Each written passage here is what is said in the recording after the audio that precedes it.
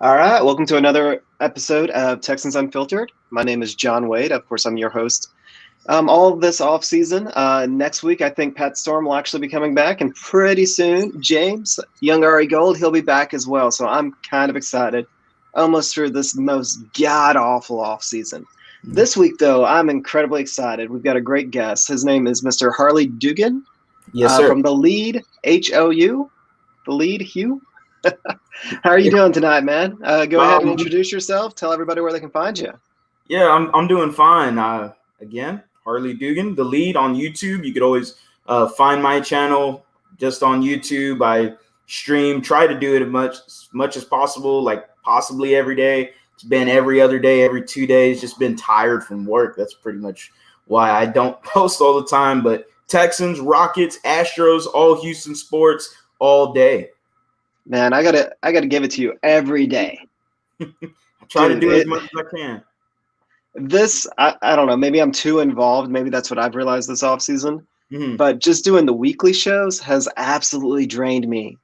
And just having to try and keep up with the news and read another bad story, another bad opinion, another bad, I don't even know what to call some of these scouting reports. And it's just draining.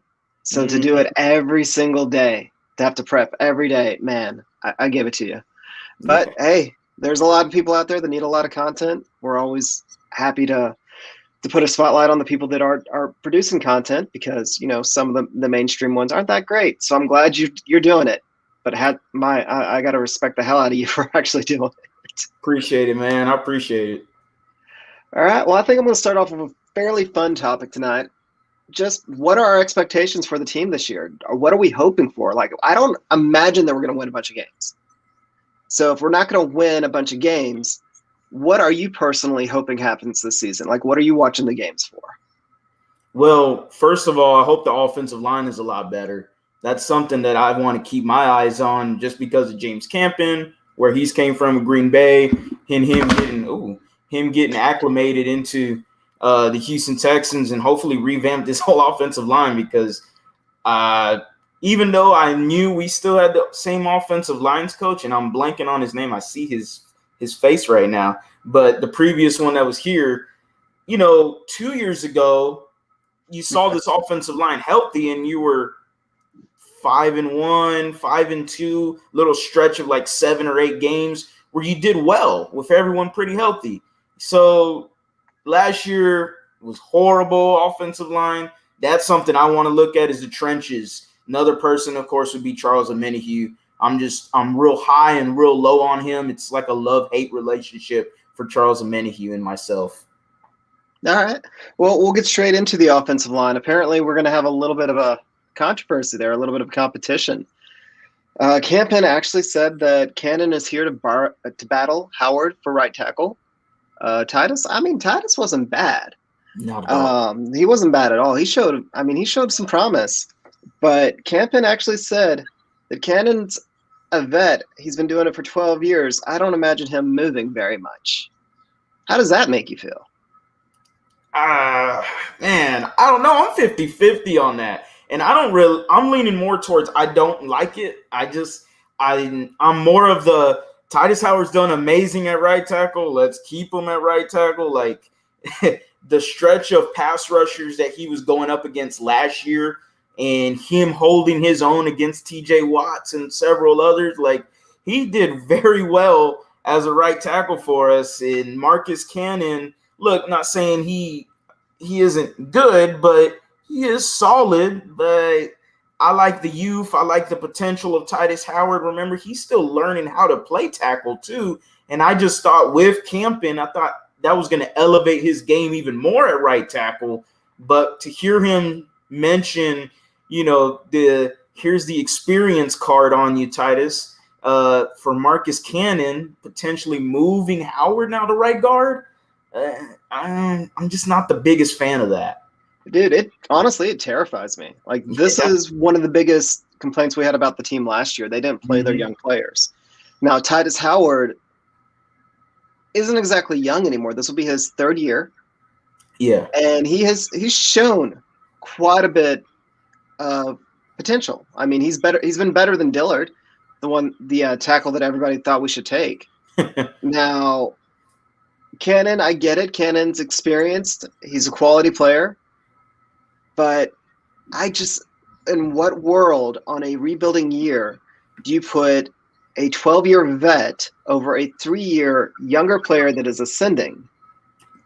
So that comment terrifies me. Is there something here that I'm missing? Do you think there's more to this comment? Do you think they're going to move Titus Howard? Do you think that somebody might get traded? Is there more? Or should we take this at face value? Yeah, like the speculation is that I've seen on the timeline over Twitter, because, Twitter is where you're supposed to find all your news and sources and believe everything 100%. But I keep seeing is Laramie Tunsil is going to get traded. I keep seeing that thrown out there all the time by different fans that, you got Marcus Cannon at right tackle. They're slowly going to move Howard to left tackle and, somehow trade Laramie Tunsil. I don't like the idea at all. Like, Laramie's not some old cow either. Like, Marcus Cannon has a history of injury issues that I don't think a lot of Texan fans have really mentioned. Of course, he had cancer and whatnot, but that's besides the point. We're talking about football issues. He's had some injuries that fans haven't really noticed that, you need to take a deeper dive into. 33, I mean, you're paying a lot for a backup right tackle if that happens. I'm not opposed to it, but I don't like the idea of trading Tunsil. I don't like the idea of moving Howard. I don't like it at all. Yeah, and I mean, I've kind of seen it batted around on Twitter for years, for absolute years. We've all fussed that play the best player. Who cares about salary cap? Who cares about draft position? Now, I've got to ask you, if Cannon comes out and does outperform Howard during the offseason, and competition is what they're going for, and he wins the competition, do you think he should play over Howard? Hey, that's what Kazario's been preaching all year, right? All offseason. And I've made several videos about how he's playing Scrabble. And his favorite word is competition. And he's getting 12 points off that. He just loves saying it a lot. These Texans coaches have also said it many times as well. So, yeah, I mean, if Marcus Cannon beats out Titus Howard, the fans ain't not going to like it. I'll say that right now. Nobody's going to like it. Nobody will probably believe that he got beat out. But, I mean, hey, let the best man win. This is what it's about. You're in the NFL at the highest level doing what you do. This is competition. It's just like any other job. If someone outperforms me, I get replaced. Like, that's just how it is. Well, I've got to ask, though. You've got a guy, 3 years. He's a younger guy. He has improved every year. Yeah. Versus a guy on the downward slope of his career. Even if he outperforms him, should the guy on the downward slope still have precedence over the guy that should be ascending? Oh, man. You're just throwing these tough – you're just throwing a knuckle curve at me. My goodness. I mean, that's tough, my guy.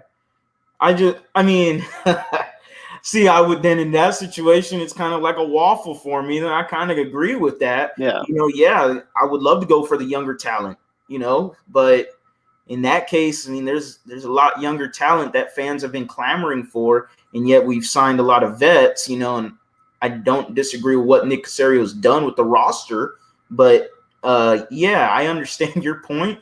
I see what you're trying to say. I don't know, man. I'm gonna put question mark for you as my answer. Well, I think first off, right now we're in outrage mode. Anything that any Texans coach, front office, player says, at this point, the fan base is just ready to be angry. And don't worry, we're going to kind of talk about what else they're raging about. But I think the thing with this, I keep saying competition. Competition pushes players to get better. It really does. Now, there's a little bit of two-face and a little bit of like coaches speak. Cannon is not going to play over Howard unless Howard has just fallen off the face of the earth. If Cannon is marginally better or even significantly better, Howard's going to play this year. I will put money on it. Ooh. But Cannon is there to push Howard to get better at camp because Howard's ceiling is just crazy. And you know what? If you're camp host, you're not going to say that Titus Howard, who's a third-year player, who does need to improve, and he still has room for growth. You're not going to say, "Hey, you're guaranteed a starting spot." He hasn't earned that yet. And I mean, on the Texans, honestly, Cooks and Tunsil, that's it. Like everybody else really should be up for grabs, or at least think they are. Yeah, I mean, the Texans did imply that Titus Howard was untradeable at some point. So Cooks, still on the fence with Cooks. Another love-hate relationship between me and Brandin Cooks. Yes. Let's go down that. It's a little off our path, but let's go down that. What do you have against Cooks? No, I don't mind the game at all. The guy's a deep threat wide receiver, and I love the guy. Don't get me wrong. But am I going to see the exact same thing from him with Tyrod Taylor? And that's where an answer is no, not really. Tyrod Taylor doesn't push the ball down the field. We all know this. This isn't nothing new. Yeah, but Cooks isn't a deep threat. No.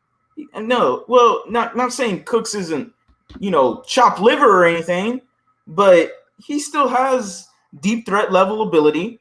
He still has that in him.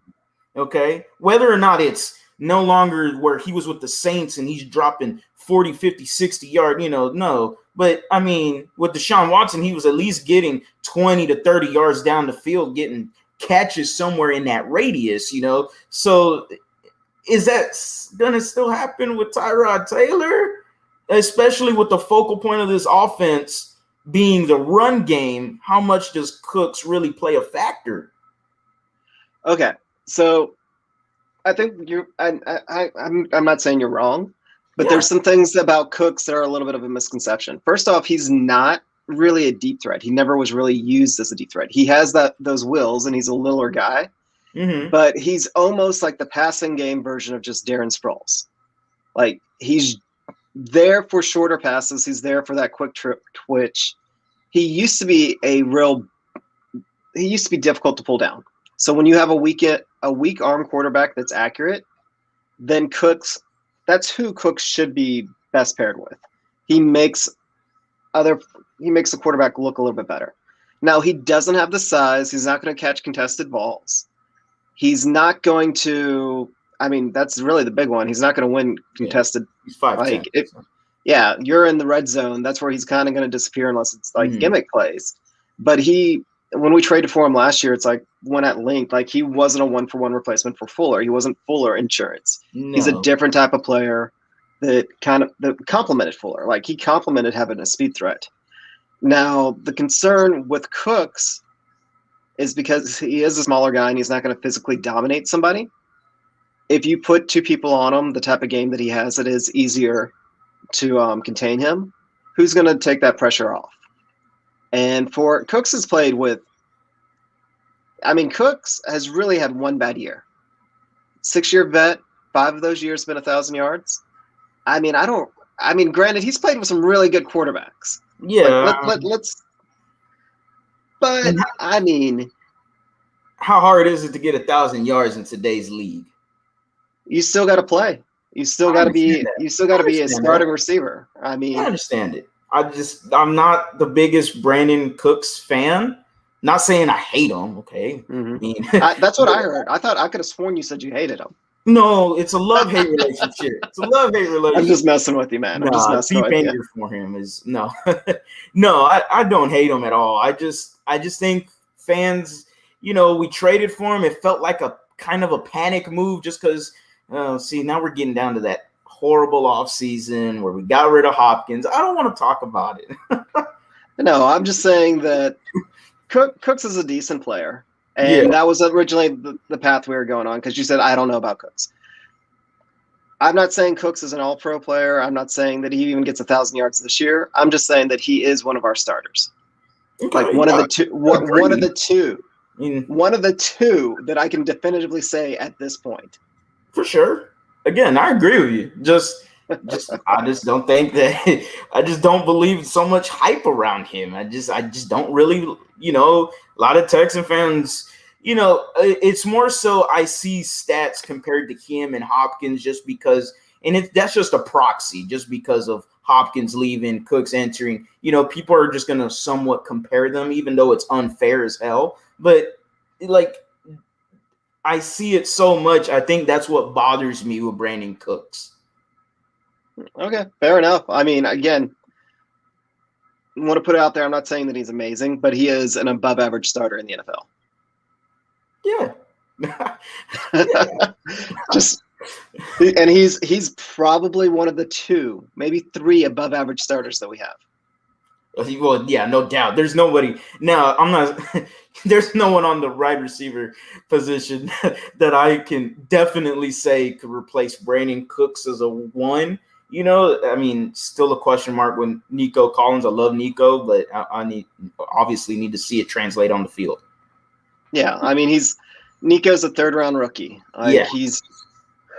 We're higher. We're going to spend more time talking about Davis Mills and Nico Collins than we really should, because those were our first picks. Yeah, I mean, it's just how it is. Attention getters. I mean, we don't have a 1st-round or a 2nd-round pick to actually talk about what that would have taken that off. But okay, I got you. I mean, I didn't mean to detour that much, but I just want to say that I'm surprised that the hate Cooks is getting when he's one of our few above average players. Again, not saying that he's great. I want to make sure that that's out there. I'm not saying that he's great, but the way the team is currently constructed and without knowing what a lot of these guys will be, I mean, Cooks and Desmond King, Laramie Tunsil. Like, those are the 3 off the top of my head that I would say can definitely start for any team in the NFL. I don't know if we have another player after that could definitively start for any team in the NFL. Yeah, I could agree with that statement. I mean, I think Bradley Roby, and I felt like should I say that name? Should I not? So in betweener for me. But yeah, I could agree with that. Okay, so maybe Roby, maybe Titus Howard, but apparently his offensive line coach has already thrown him under the bus. So there's a couple of guys that are maybe, but I'm talking about definitively. Yeah.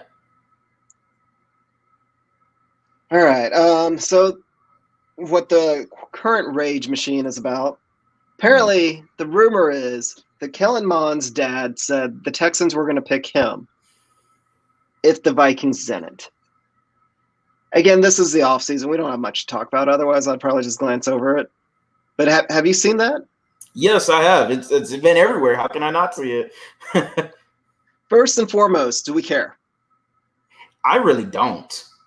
I don't. I have a different perspective on it. I could care less for it. You know how many players and families now that have really entered this kind of off season with LeVar Ball kind of doing it as the first one, like a pioneer.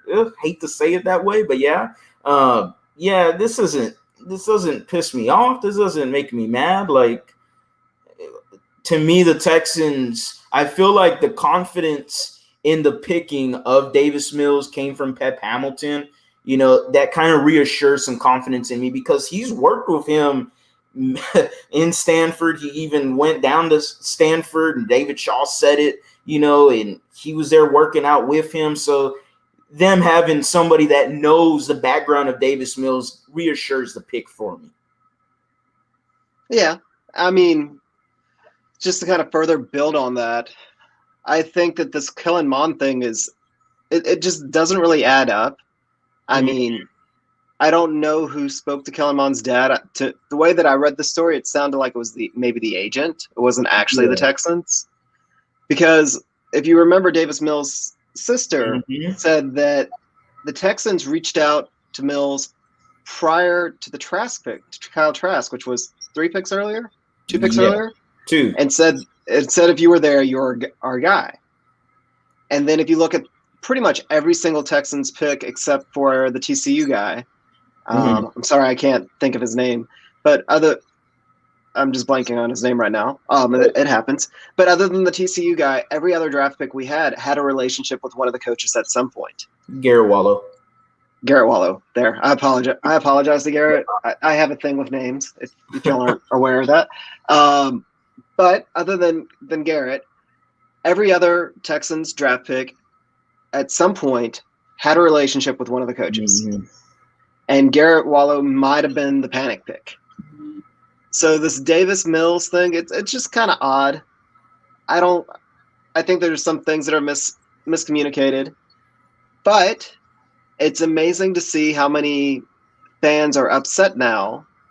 And I mean, it's Twitter, so it's like 10 people that are just being loud and vocal. Yeah. They're like, oh, we should have traded up and gone and got Kellen Mond. Yeah. Obviously, Nick Caserio felt like he had the ability to pick one of the two quarterbacks at 67. He felt comfortable, and he wasn't going to trade up for nobody. That's what he had.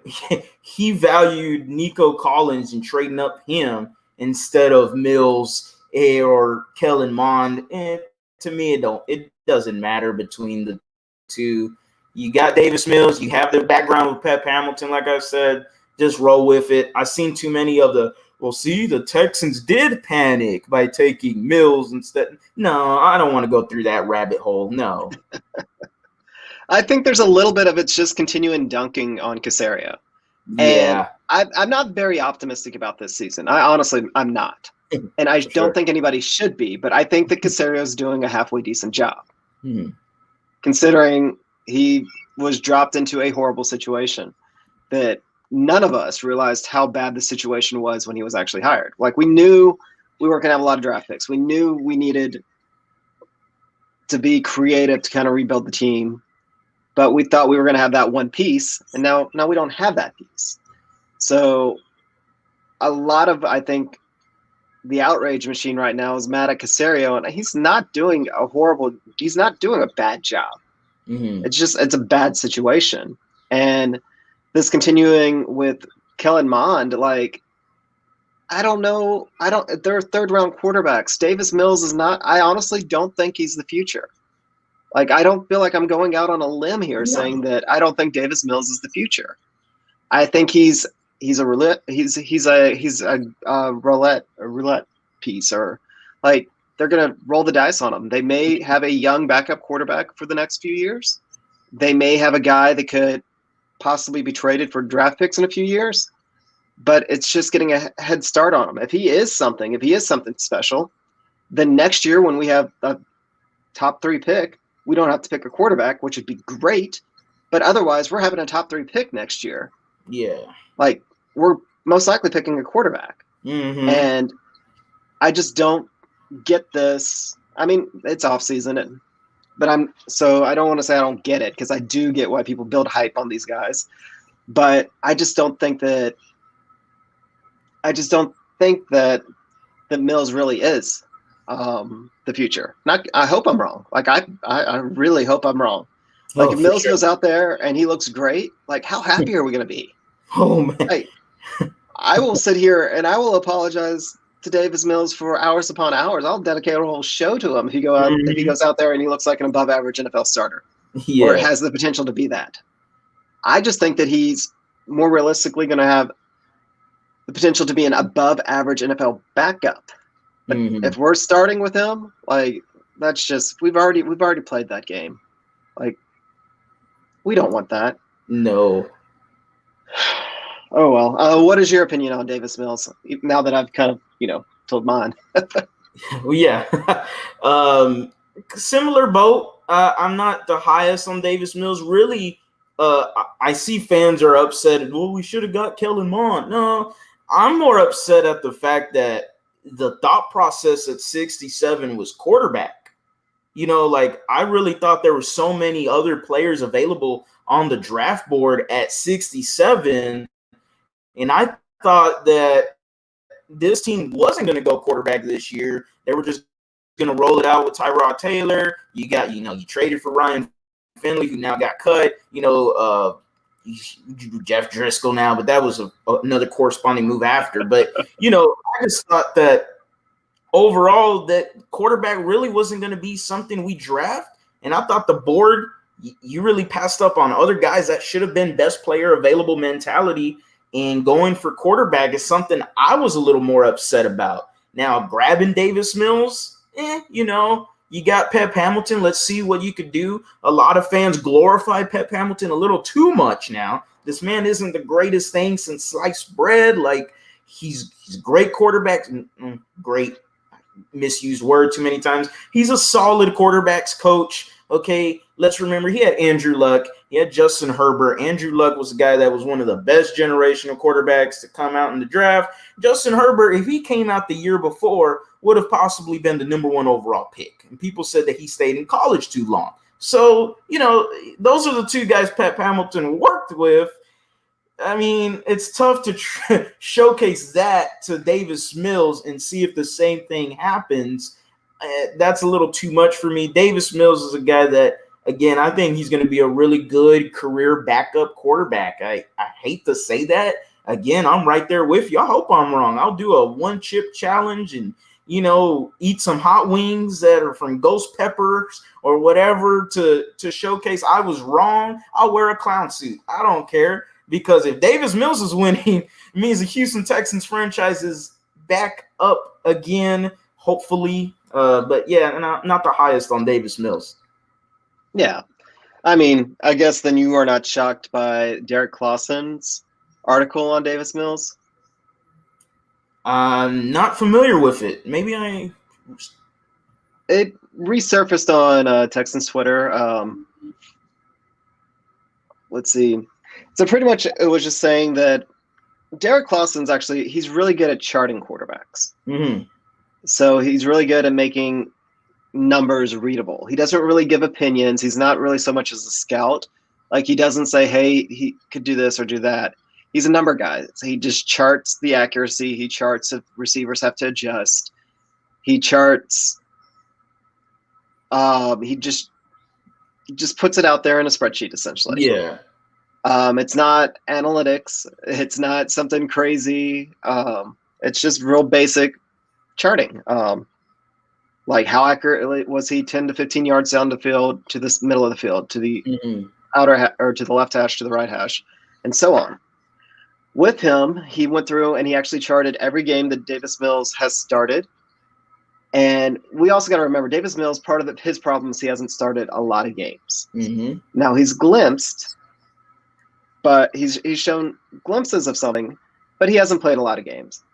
So we've got to kind of remember, when you look at that chart, Davis, while he was still learning to play quarterback in the NFL, those were charted as well. Where some of the other 3 quarterbacks had, sophomore seasons that weren't charted. He only charted about 12 games for every guy. So one season and half of another season. So that's a little bit of perspective I'd put on it.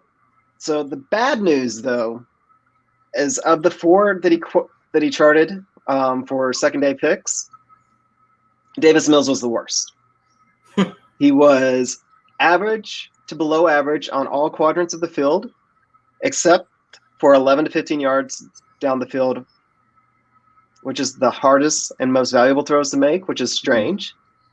But every other part of the field below average. And that's strange because the scouting reports from scouts, one of the things that they praised about Davis Mills was his accuracy. Mm-hmm. Well, when you actually chart it and you base it on completion percentage and adjustments that the receivers have to make, only Kyle Trask was less accurate for the day 2 picks from this year's quarterback. So out of the 4 of them. So again, we were already of the same opinion about Davis Mills, so that's not changing anybody's mind on it. But after hearing that, are you concerned? Damn, a little bit. I thought you were gonna hopefully surprise me and give me some good news, but no, you just no. I didn't mean to. I mean, if somebody, I read it and I got sad, so I'm sharing my sadness because I don't want to carry that burden all by myself. Well, obviously, because us Texan fans need more sadness in our lives. Us Houston sport fans need more sadness. No, that does not. No, I don't. I don't like hearing that at all. That's kind of surprising to me. I really thought, like you were saying, and like I've been hearing from again all these mainstream guys. Hey, this guy is accurate. This guy has the accuracy to pinpoint passes. He can make throws in the tight hole, and all of the stuff they always say. So I was like, okay, maybe the Texans got something because I believe it was Mel Kiper, again, another mainstream guy, very renowned, that said, hey, if he came out next year, he would have been, a quarterback in the first round. So, I'm kind of like, well, maybe I should change my mindset on Davis Mills. And then you get me back into the regular mindset I had of, no, he's not that good. Calm down. Hold your horses. Don't be too optimistic. Well, I mean, there's a reason why they projected him as possibly being a day one quarterback next year. It's because he could grow.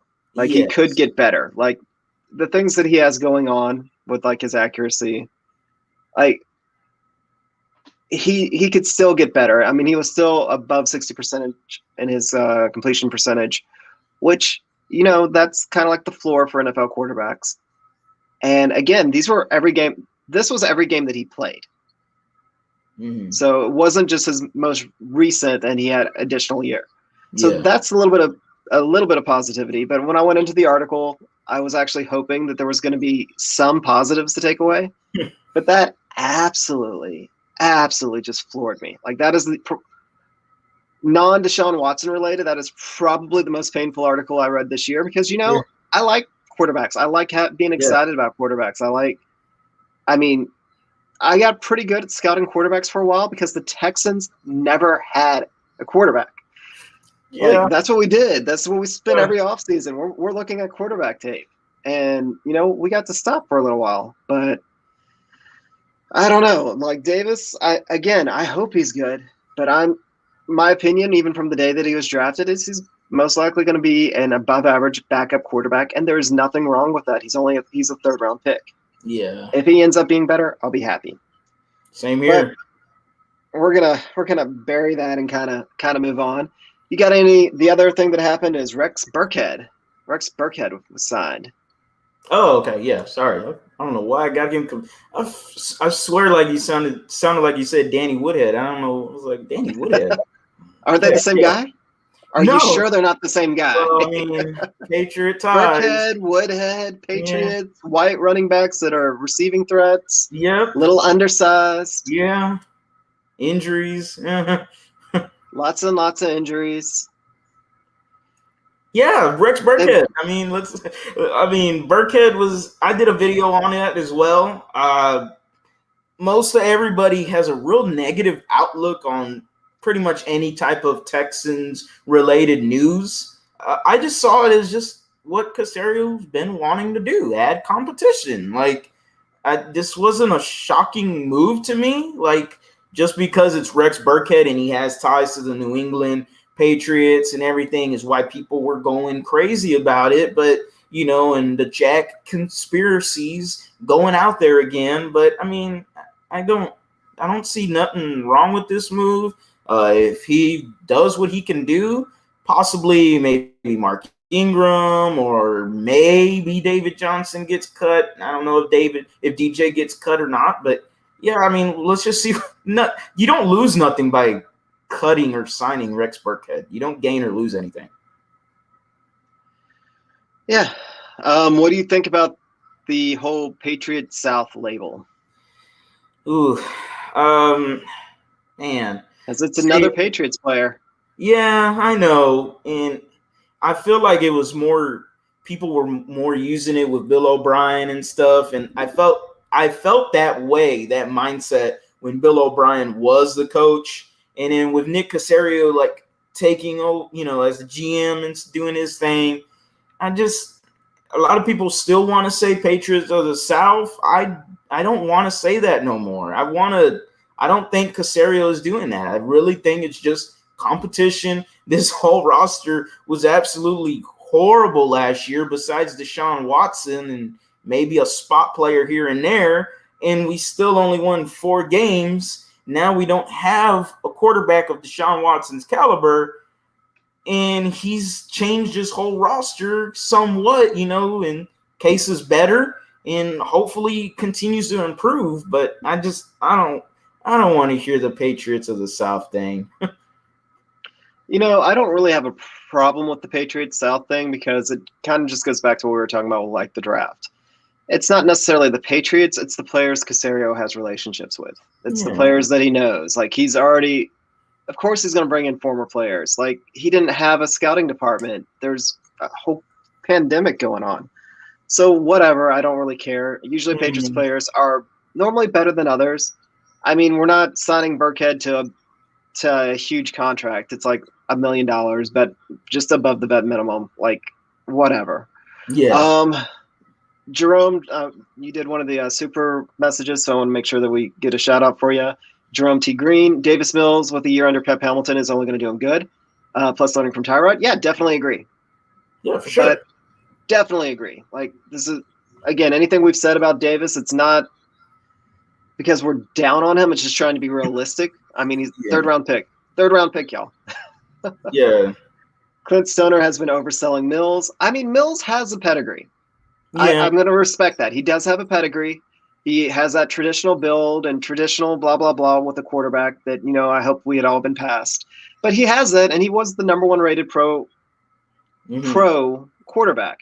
And, when they talked about Tom Brady being a steal and being a 6th-round pick, that the reason I'm going to use Tom Brady because it's the easiest example. One of the things the Patriots did is they looked for high-star recruits that underperformed in college to try and bring them in at a discount. Brady's, of course, the one that hit, is the biggest, but he's not the only one that hit. There was others. But Brady's the most notable. Like you could get a guy that was considered a top QB prospect going into college. Whatever happened in college, he still would have that physical ability that made him a 5-star, and you bring him in at a discount. Same thing with Mills. I mean, 5-star, number one pro. I mean, that quarterback class that he was the number one out of it. I mean, it had some players in it. So, I mean, there's potential there, but again, managing our expectations. Like not every lottery ticket's going to be a winner. I hope he is. I really do. I'm just not there. Let's see. All right, moving on. So what I've asked every single guest that we've had this offseason is how are you feeling about this new coaching staff? Are you happy with it? Are you disappointed? Like what's your overall impression on it? Yeah, okay. So if anybody knows me at @the_lead_HOU on Twitter, I went into a deep dive into head coaches. And like I had coaches listed that hopefully the Texans would take a look into. And I had basically their whole assistants and positional coaches all wrapped in them on a list on Twitter in my notes page. I still have it. And I look at it and I get tears to my eyes because, man, I had so much hard work done just to finalize Leslie Frazier and David Coley. And I just was like, oh, well, great. Just get my hard work that I did for the Texans and flush it down the toilet. We get David Coley. I don't know really what to expect from him other than like just negative things. That I don't really care for David Coley. I really don't. I want to be optimistic. He seems like a really nice guy, and that's what every coach and player says too. Like, oh, how is he as a coach? Well, he's a really nice guy. I mean, I mean, bothersome. No, I mean, I agree with you. I mean, my comment on him is if you look at Cully's resume, he's earned the chance to be a head coach. He really has. Like he's put the work in. He was probably passed over for being a minority earlier in his career. But I'm definitely right there with you. Notes upon notes, like we're doing all this research, and it kind of killed my vibe for doing draft research this year. Yeah. Like we spent all this time on the coaches. We spent all this time on the GM, and Caserio, they had picked him out years ago, and we overlooked him, even though they've tried to get him 3 times.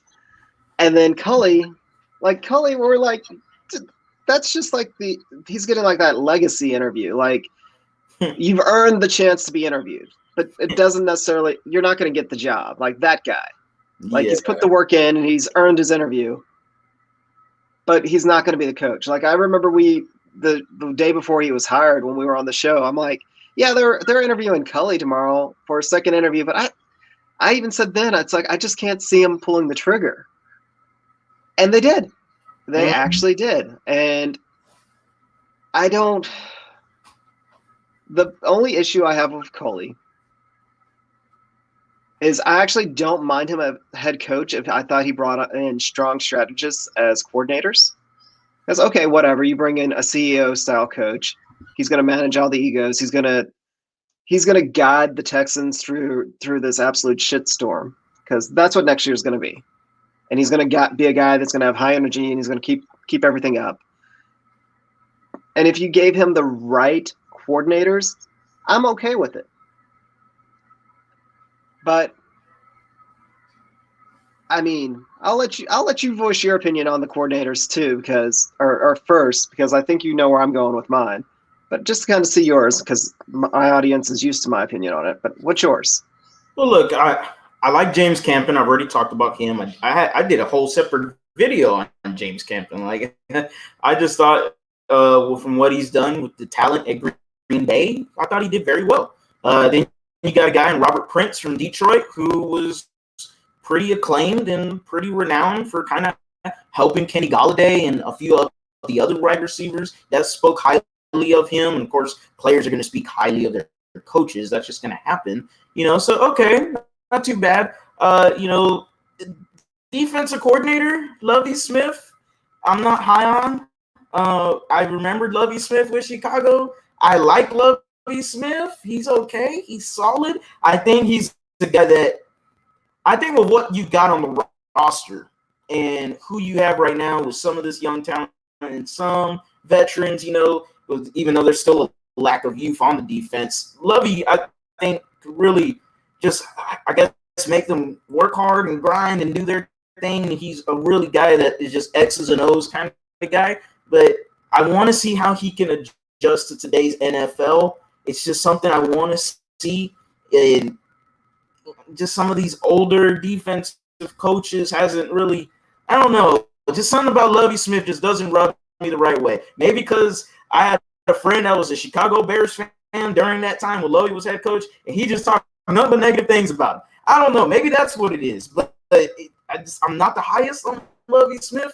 That's just my opinion. Miles Smith, the only thing I heard from him is that he punched someone for firing his dad. Like, that's what I heard. Like, it doesn't, I don't know. Some of these coaches, cool. Some of them are kind of like question mark. I don't know who they are. And Lovie is kind of feels like a retread. I don't know. Yeah, no, complete agreement. Offensive staff, I have a little bit more faith in. I was a little bit more impressed in. You noted Campen, Prince, Pep Hamilton, all solid coaches. I'm not really sure with Tim Kelly why they brought him back, other than maybe as being an olive branch to Deshaun. Yeah, I don't know. I mean, we'll see. Like last year, the offensive game planning wasn't always the best. Passing coordinating was better. And then essentially they had easy mode for the running game, and yet we still had the worst rated running game in the entire league. Yeah. Easy mode. Our running game last year was literally easy mode, and we couldn't pull it off. And part of it might have been personnel, but if you were hamstrung with your personnel last year, I mean, it didn't really change. I mean, you're still going to have to deal with David Johnson. If you had to play him last year, you got to play him this year. So I don't know. I mean, I thought that they needed a running game coordinator. Maybe they have one and they just haven't announced it, but Tim Kelly, I think, needed help with the running game, especially this year because we're not going to be able to throw the ball, so we're going to have to run the ball. So, yes. Yeah. So that was my concern there. I wasn't quite sure why we kept Tim Kelly with the Deshaun situation, unless they were making sure Deshaun came back, and at this point, that's not happening. No. So Defensive side of the ball, right there with you. Lovie Smith was a great coach 20 years ago. Yeah, I don't know how to That describe was a him. long time ago when he was a good coach. Mm-hmm. And I'm really bothered by coordinators that hire one of their sons to Yeah. a prominent role on the staff. Like, it's one thing if you hire your son to be like the assistant defensive tackle only coach or something like a defensive Nah, specialist or something like that. the But to linebacker. make him linebackers coach, Mm-hmm. that's concerning. That is very concerning. However, take a step back, and I'm going to say something positive about Lovie Smith. That Tampa 2 defense, that zone defense, if you have the right guy that teaches you, it can cover up a lot of issues on the athletic side. Yeah. Like not having athletes. Mm-hmm. That's Eberflus has essentially taken that Tampa 2 and kind of simplified it even more. And Yeah. that's his base defense in Indianapolis. That's why he runs so much zone. And he has smart players, not necessarily fantastic athletes, but smart Mm-hmm. players. And then he has the right linebacker in Darius Leonard to just really make that defense go. But he can have below average athletes around him because of that style. If you have that right linebacker, that's why we signed 30 billion linebackers. If we get a guy that can do just a little bit of that off the ball type thing, then Lovie Smith's defense, talent wise, it makes up for that talent gap. So that is the positive. I'm just afraid with Lovie Smith. At this point, will he be able to identify that player? Will he be able to scout that player? Like, is that still in him? Will he be able to identify the player that can take on the new style of quarterbacks? Like, I don't know. I mean, he concerns me quite a bit, but it is what it is. And I mean, our defense isn't going to be good, and that's okay. It'll be better than last year, but not by much. The I mean, you bar is can't get low. much you can't get much worse than worse. Yeah. So, and I do think that it is going to be better at least than that. But I mean, hopes are not high. So even if we take our most optimistic stances on the team right now, we're going to say that the defense is a little bit better. The offense, we're not quite sure, even though they have the better coaching staff. The offense has the better coaching staff, but because of the quarterback situation, is going to be in a worse spot. And I like Tyrod Taylor. Like Same. when for like the half a minute I had myself convinced that Tyrod Taylor was coming to be Deshaun's backup, I was over the moon with that idea. Mm-hmm. When I had to kind of come to the realization that he's going to be the starter, a little bit harder to stomach. Yeah, for sure. I mean, I don't know. Texan fans have been clamoring for a backup like Tyrod Taylor for Deshaun Watson. I mean, we've been yelling for this for a while. Oh, okay, here you go. You finally got it, Texan fans. But now we take away your king and your queen, Deshaun Watson. Like, yeah, it's been rough. It's been rough. I mean, with Deshaun, if Deshaun somehow plays on the Texans this year, that like half a percentage chance at this point, if he somehow does, with this roster, they are a playoff team. No doubt. I will say, with Deshaun, they have done enough to be a playoff team with Deshaun. Yeah. Caserio has really built. Instead of building the team from the top down, he's building the team from the bottom up. They have, at very least, our worst player last year wouldn't be on this year's roster. At very least, like the bottom of the roster guys on last year's roster would not be on this team's roster. Now, we don't have the top of the roster that we even had last year or the year before. Definitely not the year before. No. But the bottom of the roster is better. Agreed. So with Deshaun, with the defense just being that little bit better, I do think that this team is still a playoff team with Deshaun. Without Deshaun, I'm still of the opinion that we're top 3 picks. Do you disagree? No, I don't. I'm right there with you. I did my way too early record predictions, and I mean, I had us winning, I think it was 4 games.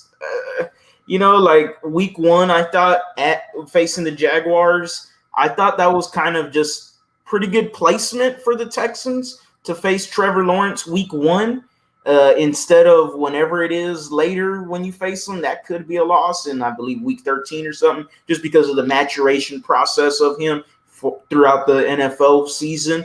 So week 1, yeah, I could see the Texans winning. Week 17, you got the Titans. Hopefully with Julio Jones, they're doing their thing and winning maybe the division possibly.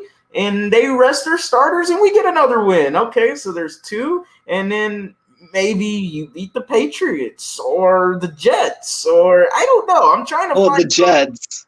Yeah, the Jets. Like, I'm trying to find it. You know what I mean? That's what I'm trying to say. I'm trying to find a 3rd win. I want to have 3 wins. Yeah, I mean 3 to 4 wins is my guess. That's what I say. It's I don't know, man. It's the schedule. It's look like a lot of fans have us beating the Panthers. I think the Panthers really improved with getting to Sam Darnold and pairing him with Joe Brady. I think that offense is going to be, some pretty lights out offensive numbers there. So I just can't see us beating them. The Patriots, I just say them just because we beat them last year with Deshaun. But, I mean, a lot of their guys are going to be returning from the COVID that they had missed out on last year, and a lot of the signings they did. I don't know, 2 wins, 3 wins, 4. I've seen some fans, my goodness, in my comment section just so upset that they got us winning like 9 games or so. And I'm just like, whoa. No, this team is going to be punchy and annoyingly competitive. You've said because that a lot. I think that, I think that they're going to win just enough games that we're going to be like, y'all, we're trying to draft a quarterback this year. Like they need to, somebody's going to need to remind them that we're trying to draft a quarterback this year. Yeah. That's my prediction for them. I still think that we're going to end up with one of the picks that we want. But they are, I mean, again, it's a bottom up roster. They are better from the bottom.